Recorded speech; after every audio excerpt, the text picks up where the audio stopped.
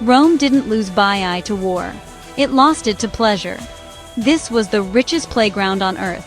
And honestly, the sea swallowed it while no one stopped partying. Baiae, once the crown jewel of the Roman Empire's leisure class, was a city built for indulgence. Perched on the sun-drenched Bay of Naples, it was a place where emperors, senators, and the wealthiest citizens escaped the pressures of Rome for a world of luxury and excess. Here, marble villas sprawled along the shore, their private pools and lush gardens echoing with laughter and music. The air was thick with the scent of exotic flowers and the promise of forbidden delights. Unlike other cities that fell to invading armies or political intrigue, Baiae's downfall was far more insidious. It was a slow, decadent decline, fueled by endless feasts, wild parties, and a culture obsessed with pleasure. The city became infamous for its hedonism. Poets and historians of the time wrote of its scandalous banquets, secret affairs, and the powerful men and women who came here to forget their responsibilities. But while the revelers danced and dined, nature was quietly reclaiming the land. The region sits atop a restless volcanic caldera, and over centuries, the ground beneath Baiae began to sink. Earthquakes and bradycism, slow, relentless shifts in the earth, caused the coastline to slip beneath the waves. Yet, even as the sea crept closer, the parties continued. The city's elite were too distracted by their pleasures to notice the warning signs. Today, Baiae lies submerged, its once glorious mosaics and statues now home to fish and seaweed. Divers glide through the ruins, discovering remnants of a lost world, marble columns, intricate frescoes, and treasures that hint at the city's former splendor. It's a haunting reminder of how a civilization can lose itself, not to violence, but to the seductive pull of pleasure and excess. In the end, Baiae wasn't conquered by an enemy. It was simply abandoned to the sea, as its people danced on, oblivious to their city's slow, watery demise. Baiae wasn't a city for citizens, it was a city for emperors. In the shadow of Mount Vesuvius, on the sun-drenched shores of the Bay of Naples, Baiae rose as the most exclusive resort in the Roman world, a place where the rules of ordinary life simply didn't apply. Here, the powerful and the privileged came to escape the burdens of empire, to indulge in pleasures both refined and decadent. Julius Caesar himself owned sprawling villas along these shores, their marble columns gleaming in the Mediterranean sun. Later, emperors like Augustus, Caligula, and Nero would follow, each leaving their mark on this legendary playground. Imagine a city where luxury knew no bounds. Baiae was a marvel of Roman engineering and excess, with opulent palaces, sprawling bath complexes, and gardens overflowing with exotic plants. The air was thick with the scent of imported spices and blooming flowers, while the sound of laughter and music drifted from lavish banquets that stretched long into the night.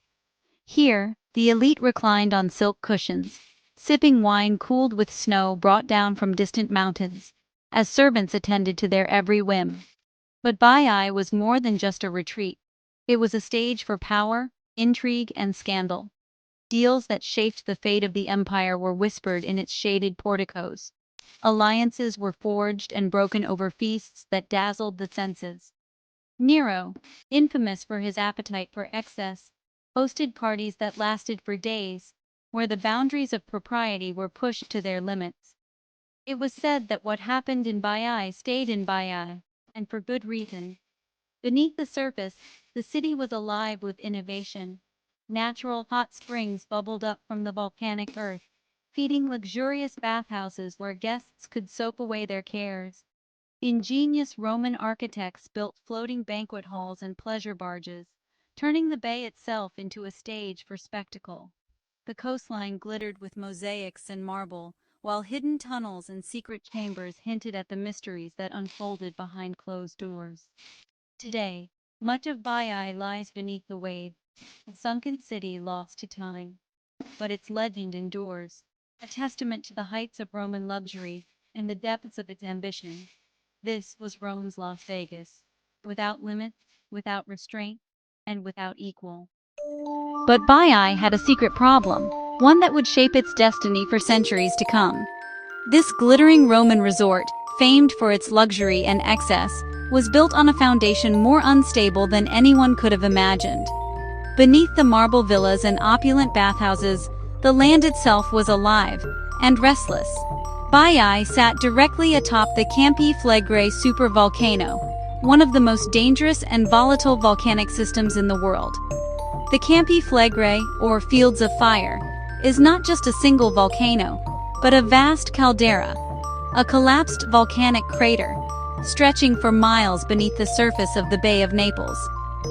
For thousands of years, this hidden giant has simmered and shifted, its power shaping the landscape above, in ways both subtle and dramatic. The ground here doesn't stay still. It breathes, rising and falling in a slow, unpredictable rhythm known as bradycism. Sometimes the earth would lift entire neighborhoods by several meters, only to sink them again years later. To the Romans, these mysterious movements must have seemed like the whims of the gods. But today, we know they are the result of immense forces deep underground.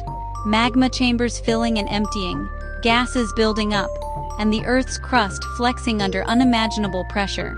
The people of Baiae built their paradise on a lie. The illusion of permanence in a place where nothing ever truly stands still. The very ground beneath their feet was a ticking time bomb, waiting to reshape history at any moment. The ground began sinking. Slowly, villas flooded, roads disappeared, and still, the parties continued. No invasion, no collapse, just silence and water. Baiae isn't a mystery, it's a warning. Luxury doesn't protect cities. Nature decides when it's time. Which modern city do you think is next?